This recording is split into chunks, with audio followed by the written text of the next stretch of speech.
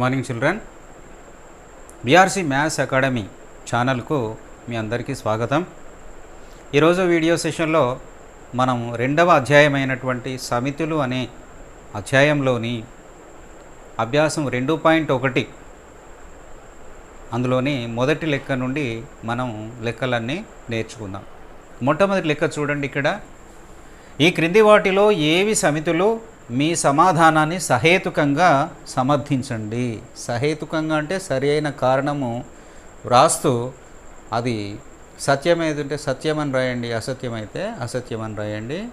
అది సమితి ఏదుంటే సమితి కాకపోయేది కారణం ఏంటి అనేది ఇక్కడ రాయమని అడుగుతూ ఉన్నాడు. అసలు సమితి అంటే ఏంటి అనేది మనం ఇంతకుముందు నేర్చుకున్నాము. ఒక సామాన్య ధర్మాన్ని లేదా నియమాన్ని పాటించేటువంటి వస్తు సముదాయము. ఇక్కడ చూడండి, ఒకటోది జే అనే అక్షరంతో ప్రారంభమయ్యేటువంటి ఒక సంవత్సరంలో గల అన్ని నెలల సమూహాలు. జే అనే అక్షరంతో మనకు ప్రారంభమయ్యేటువంటి నెలలు ఉన్నాయి కదా సంవత్సరంలో, జనవరి, జూను, ఈ విధంగా వాటిని కనుక మనం ఒక సమూహంలాగా కామాల చేత వేరు చేసి రాసినప్పుడు అది ఒక సమూహంలాగా తయారవుతుంది. కాబట్టి మనము ఇది ఒక సమితి అని చెప్పొచ్చు. ఎందుకు? ఇది ఒక సామాన్య ధర్మాన్ని పాటిస్తుంది. అంటే ఆ సంవత్సరంలో గలటువంటి ఈ నెలలన్నిటికీ జే అనే అక్షరం ముందు వస్తుంది కాబట్టి అదొక సమూహం, కాబట్టి ఇది ఒక సమితి అవుతుంది. ఇది మొట్టమొదటి. రెండో లెక్క చూడండి, భారతదేశంలో గల అత్యంత ప్రతిభావంతులైన 10 మంది రచయితల సమూహము. ఇక్కడ రెండో దాంట్లో మనం జాగ్రత్తగా గమనించాలి. అత్యంత మోర్ ఇంటెలిజెంట్ అనేది మనము పరిశీలించడానికి ఒక ప్రత్యేకమైనటువంటి ఒక పారామీటర్ పద్ధతి అనేది, ఒక పరీక్ష అనేది మనము నిర్వహించలేము. ప్రతిభ అనేది అన్ని రంగాల్లో ఉంటుంది కాబట్టి ఒక ప్రత్యేకమైనటువంటి ఒక నియమం అనేది మనము నిర్దిష్టంగా మనము పరిశీలించలేము. కాబట్టి ఇది సమితి కాదు.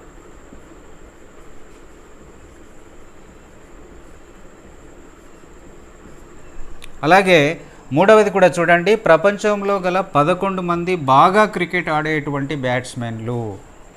ఇది కూడా మనకు పరిశీలించేది ఉంటే, బాగా క్రికెట్ ఆడేటువంటి బ్యాట్స్మెన్లు, ఒక బ్యాట్స్మెన్ బాగా క్రికెట్ ఆడుతున్నాడని చెప్పే సందర్భంలో మనం చాలా అంశాలు పరిశీలించాల్సినటువంటి అవసరం ఉంటుంది.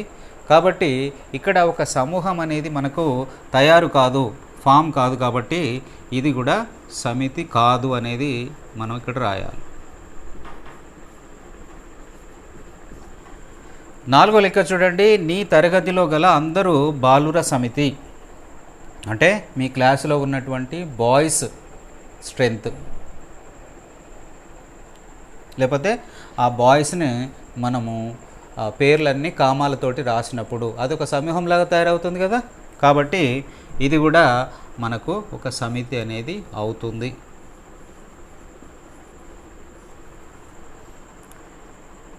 అన్ని సరిపూర్ణ సంఖ్యల సముదాయము.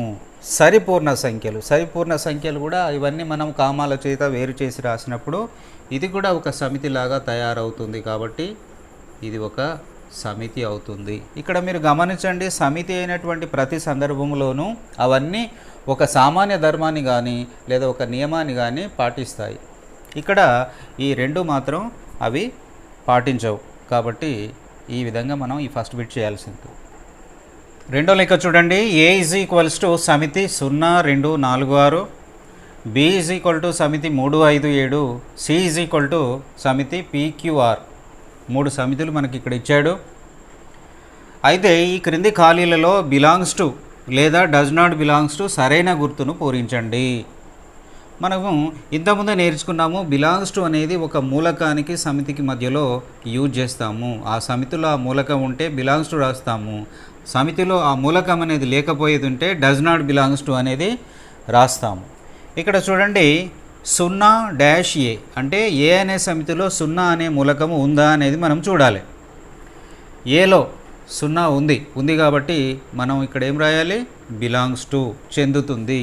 0 అనే మూలకము చెందుతుంది ఏ అనే సమితికి అనేది దీని అర్థం.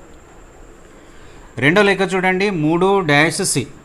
సిలో 3 అనే మూలకం ఉందా? సి కదా ఇది. ఇందులో 3 అనే మూలకము లేదు కాబట్టి డస్ నాట్ బిలాంగ్స్ టు చేత మనము దాన్ని ఫిలప్ చేయాలి. మూడో లెక్క చూడండి, 4-B. బిలో 4 ఉందా? లేదు కాబట్టి ఈ బిలో కూడా మనం డస్ నాట్ బిలాంగ్స్ టు, చెందదు. 4 అనే మూలకము బి అనే సమితికి చెందదు అన్నట్టు దీని అర్థం. 8-A. ఏలో 8 వచ్చిందా? రాలేదు కాబట్టి ఇక్కడ కూడా డస్ నాట్ బిలాంగ్స్ టు అనేది వస్తుంది. దీని అర్థం ఏంటిది? 8 అనే మూలకము ఏ అనే సమితికి చెందదు. P-C. సిలో పి అనే మూలకం ఉందా?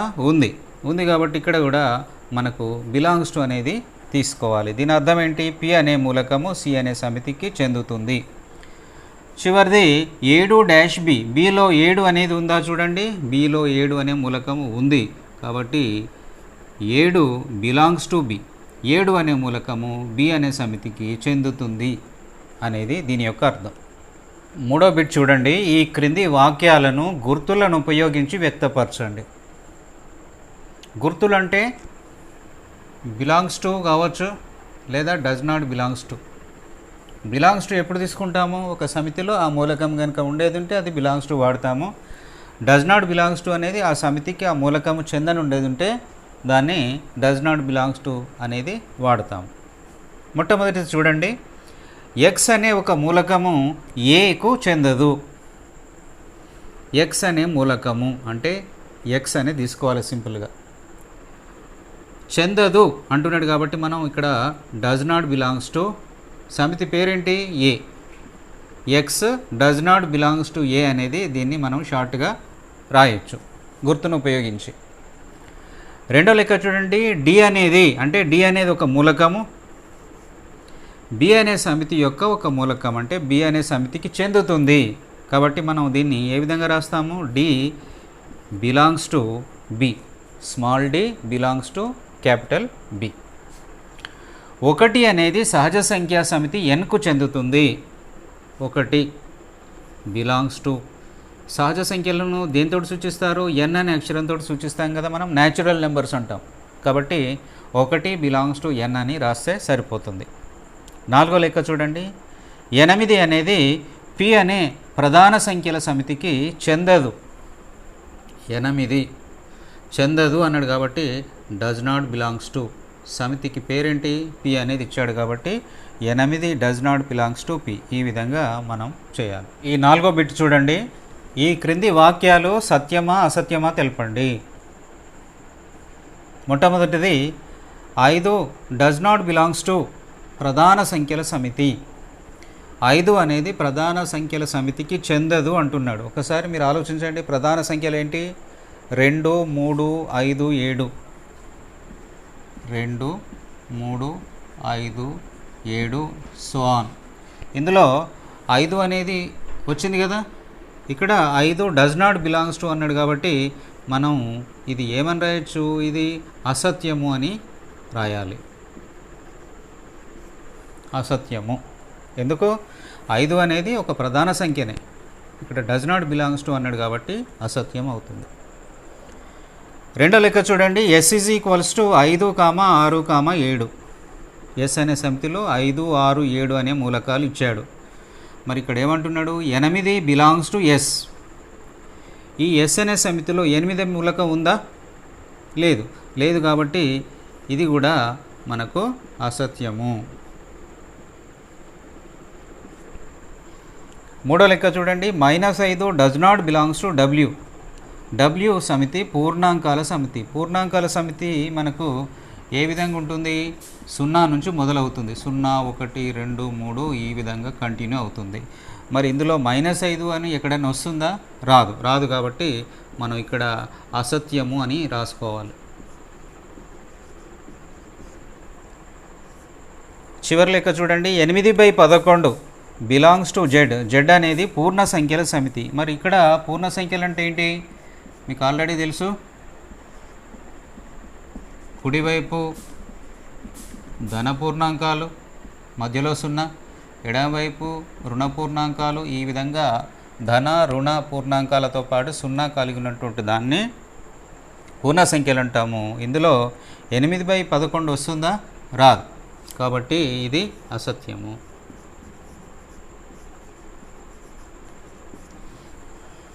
ఈ 5వ లెక్క చూడండి. ఈ క్రింది సమితులను రోస్టర్ రూపంలో రాయండి.